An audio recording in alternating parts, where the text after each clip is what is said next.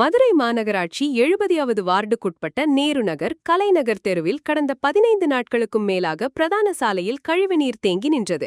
இதனால் அப்பகுதியில் கடுமையான துர்நாற்றம் வீசியதோடு கொசுக்கள் உற்பத்தியாகி முதியவர்கள் மற்றும் குழந்தைகளுக்கு நோய் தொற்று ஏற்படும் அபாயம் உருவானது. இதுகுறித்து அப்பகுதி பொதுமக்களும் மாமன்ற உறுப்பினரும் மாநகராட்சி அதிகாரிகளிடம் பலமுறை புகார் அளித்தும் எந்தவித நடவடிக்கையும் எடுக்கப்படவில்லை என கூறப்படுகிறது. மாநகராட்சியின் இந்த அலட்சிய போக்கை கண்டிக்கும் வகையில் 70வது வார்டு பெண் மாமன்ற உறுப்பினர் அமுதா தவமணி அவரே நேரடியாக களமிறங்கி வாளி மூலமாக சாலையில் தேங்கியிருந்த கழிவு நீரை அள்ளி அகற்றினார். மதுரை மாநகராட்சியின் பல்வேறு வார்டுகளிலும் கழிவு நீரும் குப்பைகளும் தேங்கி கிடக்கின்றன.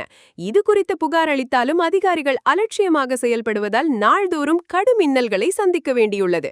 மாமன்ற உறுப்பினரே சாக்கடை நீரை கைகளால் அள்ளிய இந்த சம்பவம் மதுரை மாநகராட்சி நிர்வாகத்தின் செயல்பாடுகள் குறித்து பொதுமக்கள் மத்தியில் பெரும் கேள்விகளை எழுப்பியுள்ளது.